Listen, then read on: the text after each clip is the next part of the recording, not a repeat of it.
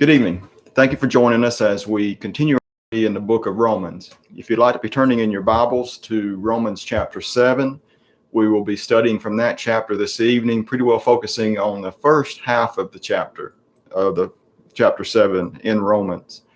If you'd like to download an outline of our lesson, you can do that in a couple of different ways.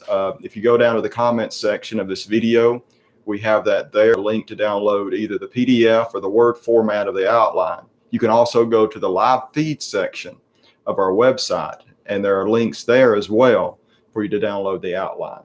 There's also a link to download the PowerPoint if you'd like to have a copy of the slides there. As we have been studying the book of Romans, we've been going over each week, kind of reviewing what we have studied so far so that we can keep a basic overview of what Paul is saying as we go throughout the book. If you remember, as we were looking in chapter 1, we saw where he was speaking about God's power to save. He was also speaking about the unrighteousness of the Gentiles.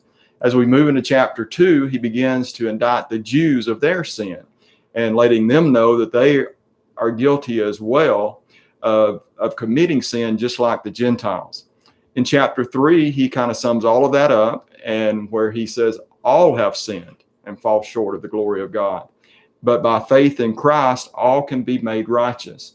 And so it's that faith that we began to focus on in chapter 4. And we used the example of Abraham's faith, or Paul used that example, to show us the type of faith that we as Christians need. And of course, when we read about Abraham and his faith, we see that his faith was one of action. It was one of works. And so we too need to be like Abraham and have a faith that works.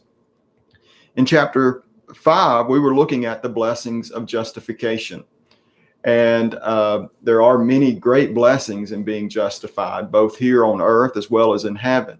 And then we began to look at a comparison between Christ and Adam, and how that Christ was greater than Adam.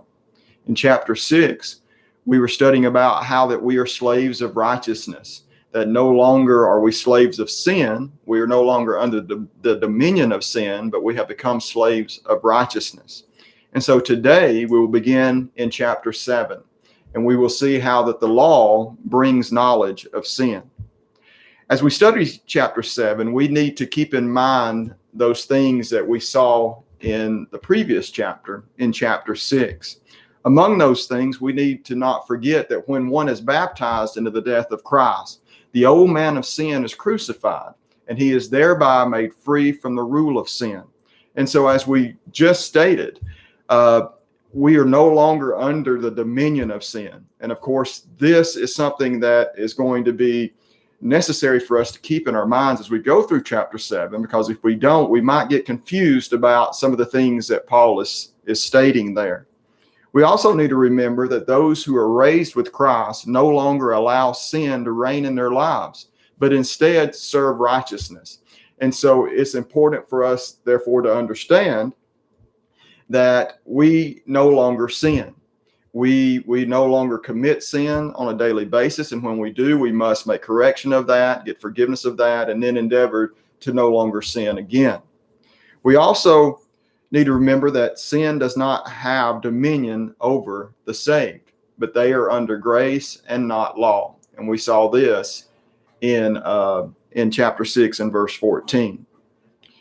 When one becomes a Christian, he is entering a new life, free from the slavery of sin. And so this is a new direction that we walk when we become Christians. It's a new walk. It's a walk in faith like that of Abraham, as we just mentioned. And so the question that the Romans may have been asking at this point in the book is, how exactly are they supposed to lead this new life? How exactly are they to walk this new path that Paul was encouraging them to do? Is this going to be guided by the law? Is it going to be guided by the gospel? Is it going to be guided by some combination of both the law and the gospel? And so this is probably a question they were asking. And so in chapter 7, Paul begins to answer that question, and he is going to answer it in 7, as well as continue to deal with that throughout other parts of the book of Romans as well. And so as we study chapter 7, we need to understand, or we need to remember, that it immediately follows chapter 6.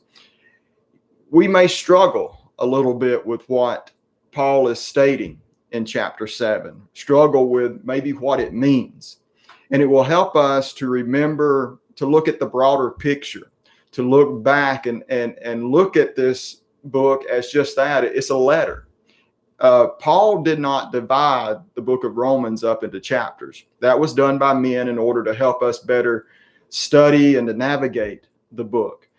When Paul wrote it, it was one continuous letter, and so there were no divisions. Paul did not put that number 7 there to divide between chapter 6 and 7. And so we need to take that in consideration as we go throughout the entire book of Romans, but especially when we get to some of these more difficult passages. And if we consider the flow of the book, if we look back and see what Paul is trying to state in other parts of the book, and kind of, as we said, view the whole book as, the bigger picture, I think that will help us to understand some of these more difficult passages. One of the biggest mistakes that we can make in our study of Romans, as well as in our study of any part of the Bible, is to not take into account the context of the passage. And so it's very important for us to consider the context, because much can be learned by looking at, things that were said both previous and following maybe a particular passage that we are endeavoring to understand. And so that is what we will try to do as we go throughout chapter 7, as well as throughout the entire book, is to look at these things and look at them within the context of what was going on there. And so we will focus on chapter 7 today, and we will do so with a view to the whole book, and with a view to the broader message that Paul is trying to get across in writing this letter to the church there in Rome. And, I was going to give an example of one thing that we might get confused about. And if you look at verse 14 of chapter 7, and Paul says, "Therefore we know that the law is spiritual, but I am carnal, sold under sin." And so we take this passage and we take it and we start trying to figure that out without consideration to the previous chapter. We may very well come up with the wrong conclusion. And many people do. They will take this particular scripture and they will come up with a conclusion that really doesn't fit with the book as a whole. So we shouldn't just read this passage or any passage casually and try to figure out its meaning without looking at the context. Because when we back up into chapter 6 and read verse 12, it says, "Therefore do not let sin reign in your mortal body, that you shall obey it in its lust." And so, in chapter 7 and verse 14, just reading that one verse, it seems that Paul is allowing sin to reign. He says, "But I am carnal, I'm sold under sin." But just previous to that, a few verses up, he says, "Do not allow sin to reign in your body." And so we've got to understand this. We've got to understand, well, what is he actually saying, so that we can better understand the book. And so, as we've said before, one way, or one of the first things that we might need to do when we're wrestling with a particular passage, is to figure out what he's not saying. And so as we read verse 14, and after we have already studied chapter 6, then we know that he's not saying that sin is reigning within his body. He's not saying that he's under the dominion of sin. And so at that point, we can then try to figure out, well, what is he saying? And so this is a common method that good Bible scholars have in trying to determine what a particular passage means. And then we can go past chapter 7 and look in chapter 8 in verse 6. It says, "For to be carnally minded is death, but to be spiritually minded is life and peace." And so definitely, if we look at the preceding verses as well as those that come after chapter 7, then we know that Paul is not condoning a life where you're living under the dominion of sin. And so all of these things are very important as we study this chapter. We also must understand who he is speaking to. And I'm not making this point in an effort to say that this passage is only applies to a specific group of people. When we understand who he's speaking to, then it gives us a better idea of maybe the meaning of what he's trying to get across. Truth is applicable to everyone. And if he is dispensing truth in a particular passage, then that truth is going to be applicable to me, you, and everyone who reads it. But in order to understand the point he's trying to get across, the truth that he's trying to give to us, it helps to understand who he's speaking to. When you look in verse 1 of chapter 7, what clue there do we have who he's speaking to? It says there, "Do you not know, brethren, for I speak to those who know the law." And so here, Paul is speaking to those who know the law. What group of people in particular would be very familiar with the law? Of course, we know that would be the Jews. The Jews would be the most familiar with the law of any nation on earth at that time. And so it seems that as he's beginning chapter 7, that he's beginning to speak to the Jews, the Jewish Christians in particular. And so when we understand that, and then we begin to think about, well, what's one of the largest hurdles that the Jewish Christian had to get over as they now are converting to a life under Christ, to a life of serving Christ? And when we think about that, obviously, as we read this book, as well as other books that we've studied, the book of Acts in particular, letting go of the old law was a huge struggle for many of the Jewish Christians. If we look back in Acts chapter 15, we have studied that previously just a few months ago. And there in verse 5, we see the struggle. It says, "But some of the sect of the Pharisees who believed rose up, saying, It is necessary to circumcise them and to command them to keep the law of Moses." And so here we see that some of the sect of the Pharisees, and these were Pharisees who believed. And so these are believing Christians. But these Christians, these Jewish Christians, were struggling with letting go of the old law. They were trying to command people that they had to be circumcised as well as keep the old law. And so this struggle, to borrow a phrase from popular culture, the struggle was real. It was very real for these people that had lived for centuries under the law, to let go of that law, and therefore to be under this new covenant, this new law under Christ. And so this was a struggle that they had. And so Paul is dealing in some parts of this book with that struggle. And we can read about this struggle in the book of Romans. We can read about it in the book of Acts. We can read about it in other places in the New Testament as well. And so the law simply just did not disappear in a very physical way, as well as in the minds of the Jewish Christians. It was a process that they had to come to understand, that they are no longer under that law that really guided every aspect of their life, from not only their spiritual laws, but the physical laws as well. The laws of their nation were also guided by this old law. And so this was a struggle that they had in converting over to Christianity. So a big question that the Jews might have had, the question that was in their minds might have been, well, how is all of this going to work out? How is this going to come about? Or in realistically, how are we going to do this? How are we going to begin following this new covenant? And so in chapter 7, Paul begins by addressing the Jewish Christian and their relationship to the law. He begins with a parallel to marriage. And so let's read the first 3 verses of chapter 7. It says, "Or do you not know, brethren, for I speak to those who know the law, that the law has dominion over a man as long as he lives. For the woman who has a husband is bound by the law to her husband as long as he lives. But if the husband dies, she is released from the law of her husband. So then, if, while her husband lives, she marries another man, she will be called an adulteress. But if her husband dies, she is free from that law. so that she is no adulteress, though she has married another man.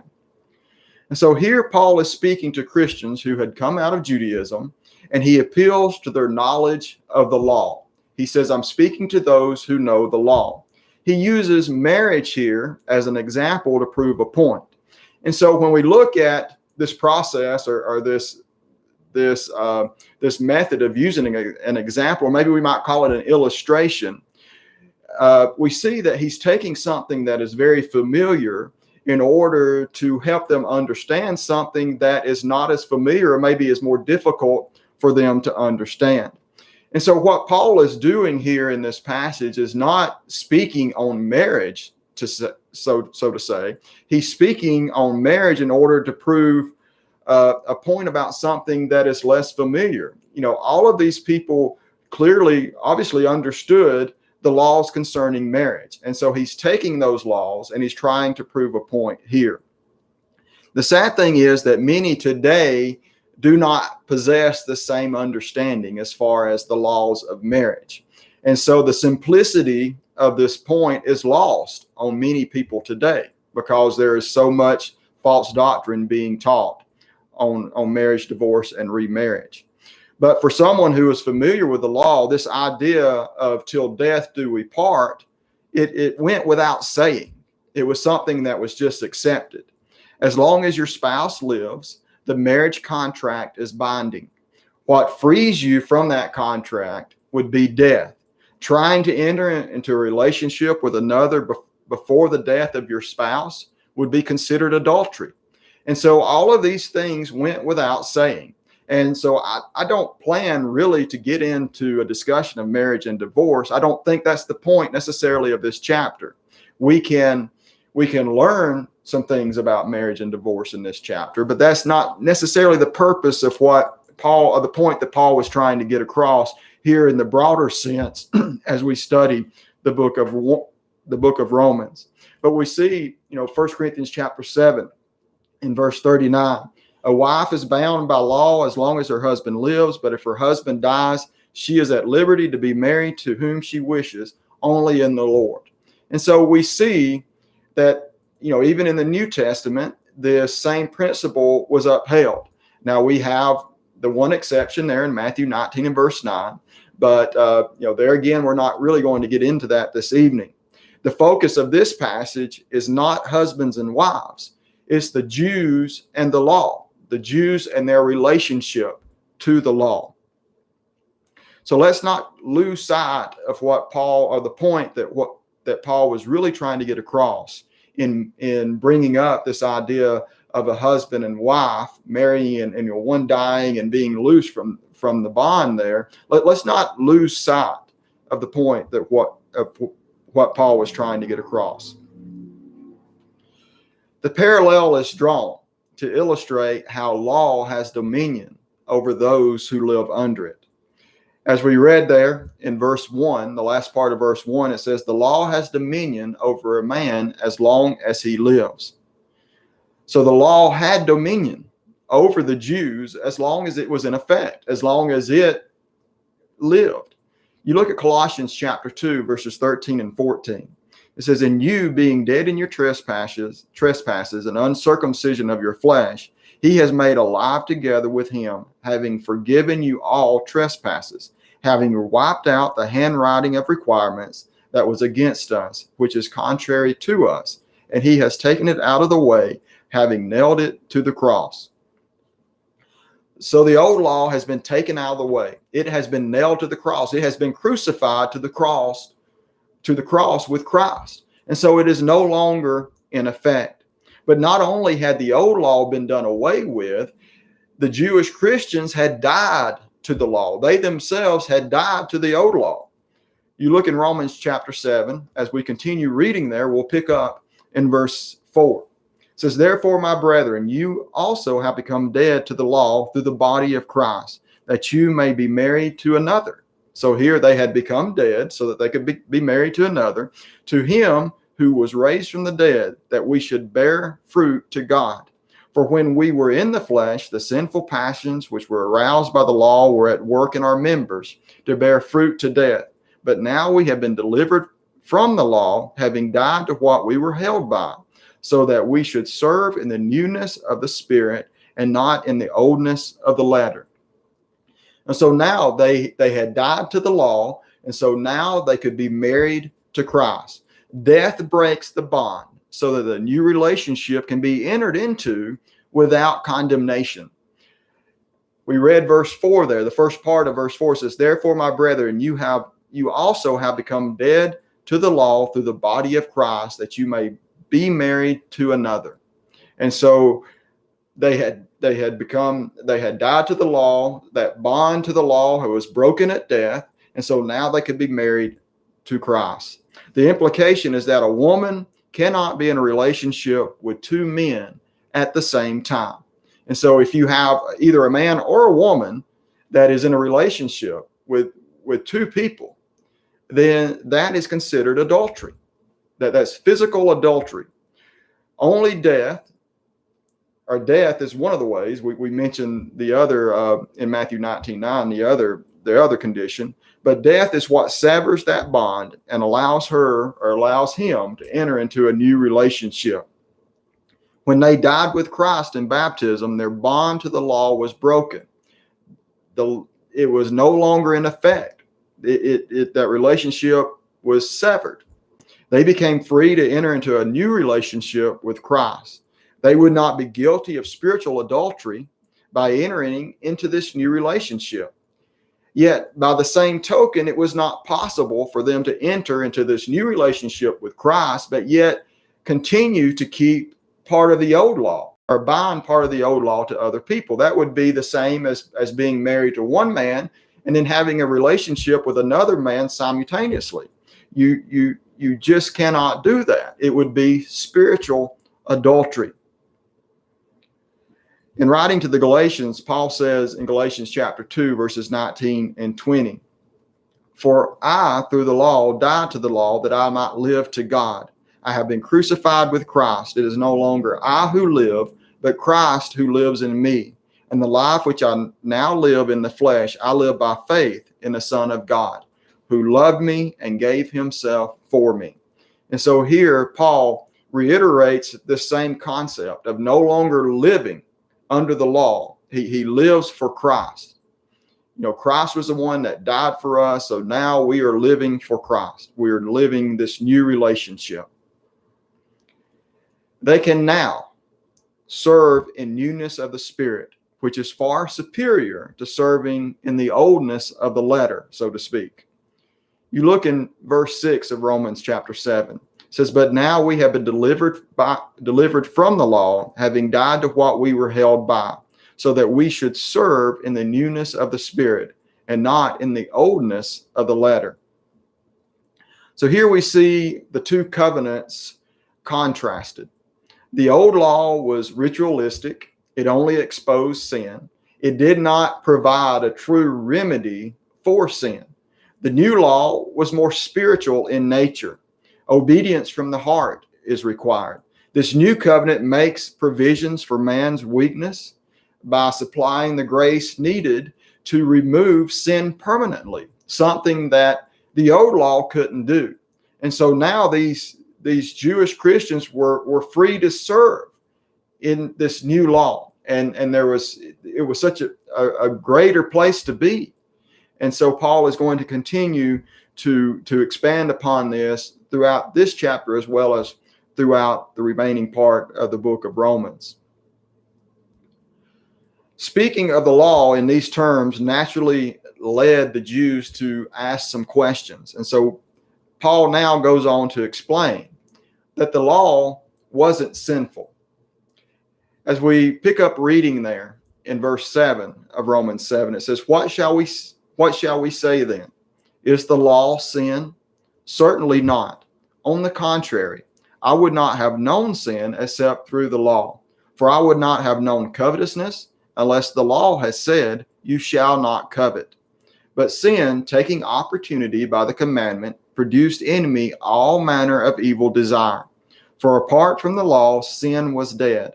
I was alive once without the law, but when the commandment came, sin revived, and I died. And the commandment, which was to bring life, I found to bring death. For sin, taking occasion by the commandment, deceived me, and by it killed me. Therefore the law is holy, and the commandment holy and just and good. And so we see that the law did not cause them to sin. What the law did is it revealed their actions as being sin. The law did not cause Paul to covet. It helped him understand what his actions really were. It revealed to him that this desire to have something that did not belong to him was covetousness. And so it revealed that to him. Covetousness existed before the law. It simply was not yet defined as sin. You know, it's like sometimes we hesitate to share the gospel with our neighbors and friends because we don't want to reveal to them that their actions or maybe their mode of life is sinful. And so we hesitate in doing that. But does that make their actions not sinful? No, they're sinful and they need to know about that. And so that's what the law did. The law revealed the actions that the Jews and others were doing as being sin. It did not cause them to sin. We understand that it's not the law is not the problem. The gospel is not the problem today. It's man. We are the problem and our desires. The problem lies within the person who is committing the sin, whether it's done willingly or out of ignorance. Divine law does not produce sin, but sin uses the law to stir within us desires to go against God's will. We see in this passage that sin is personified. He uses this method of writing in order to better illustrate how sin works within us to stir up these evil passions. You know, how many times have we been attracted to something simply because we could not have it? You know, sometimes certain things never hold any appeal to us at all until we are told that we can't have it. And then at that point, we can think about nothing else but trying to get that simply because it's not available to us. It's like a rebellious teenager doing something just to go against maybe the authority of their parents or the authority of the government or something like that. They just want to do something that they're being told not to do. So, you know, you think about would the fruit of the tree of knowledge have been so desirable to Eve if it had not been forbidden to her? And I don't think maybe it would have. It was that forbidden fruit that she wanted. She wanted it because, you know, of course she was deceived, but oftentimes we want things just because we can't have them. It's a story as old as time. You know, Paul recognizes this as a human trait. You look in verse 8, it says, but sin taking opportunity by the commandment produced in me all manner of evil desires. For apart from the law, the sin was dead. Sin and our attraction to it is what produced these evil desires. This was not the result of the law in and of itself. The law labeled this as sin, but then our evil desires then produced, you know, this are produced in me all manner of evil desires. It was this attitude of I want what I can't have. And so I believe that is what Paul is getting at here.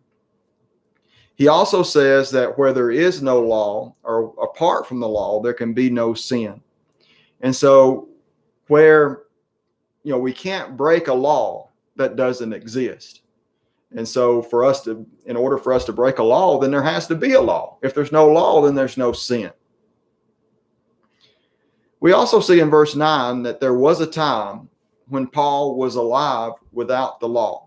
He says there, I was alive once without the law, but when the commandment came, sin revived and I died. And so we ask the question, well, when was this? When was Paul alive without the law? I believe he's speaking about before he was accountable, before he had reached the age of accountability. A child before the age of accountability is pure and innocent. They are alive without law because they are too young to be held responsible for violating the law. You look at how Christ spoke of children in Matthew chapter 19 and verse 14. It says, "But Jesus said, let the little children come to me, and do not forbid them, for of such is the kingdom of heaven." In what way does Christ desire the kingdom of heaven to be like children? It is to be alive and sinless, like a little child. This concept is spoken of by Moses in Deuteronomy chapter 1 and verse 39. He says there, "Moreover, your little ones and your children, who you say will be victims, who today have no knowledge of good and evil, they shall go in there. To them I will give it, and they shall possess it." And so here, if we understand, or if we are familiar with the book of Deuteronomy, here Paul is speaking to the children of, or not Paul, Moses is speaking to the children of Israel before they go in to possess the land, or he's recounting all the events that had happened before they go in to possess the land. And so the children of Israel had sinned against God by saying that they could not defeat those who were already in the land. And so at that point, God was very angry with them, and he made them wander in the wilderness. But we see here that the little ones were not held responsible for that sin because they had no knowledge of good and evil. They didn't have sufficient knowledge to always make proper decisions. And I believe this is the concept that Paul is talking about here, talking about how that he was alive without the law. But ultimately, the commandment comes, and with it, maturity and understanding. We become old enough to understand the commandments of God and the implications of breaking those commandments. And so it is at this point that sin becomes alive. It begins to live within us. This is when we know to do right, yet we do the opposite. We look back in Romans chapter 7, verses 9 through 11. It says, "Sin revived, and I died. And the commandment which was to bring life, I found to bring death. For sin, taking occasion by the commandment, deceived me, and by it killed me." We allow ourselves to be deceived by sin, and we therefore suffer this spiritual death. The law is not sinful, and it does not cause people to sin. You know, Paul states in verse 11 that sin deceived him. He was deceived by sin. It wasn't the law's fault that he had committed sin. It was his fault for being deceived by sin. The law is holy and just. You look in Romans chapter 7 and verse 12. It says, "Therefore the law is holy, and the commandment holy and just and good." And then we read Psalms chapter 19, verses 7 through 11. It says, "The law of the Lord is perfect, converting the soul. The testimony of the Lord is sure, making wise the simple. The statutes of the Lord are right, rejoicing the heart. The commandment of the Lord is pure, enlightening the eyes. The fear of the Lord is clean, enduring forever. The judgments of the Lord are true and righteous altogether. More to be desired are they than gold, yea, than much fine gold. Sweeter also than honey and the honeycomb. Moreover, by them your servant is warned, and in keeping them there is great reward." So the law is holy, it's just. It wasn't a mistake. It was what God had planned. And so we see that it wasn't the fault of the law that the Jewish nation sinned. Sin used the law, and through deceit caused each person to violate the law and therefore die spiritually. You look in James chapter 1, verses 13 and 14. It says, "Let no one say when he is tempted, I am tempted by the law. For God cannot be tempted by evil, nor does he himself tempt anyone. But each one is tempted when he is drawn away by his own desires and enticed."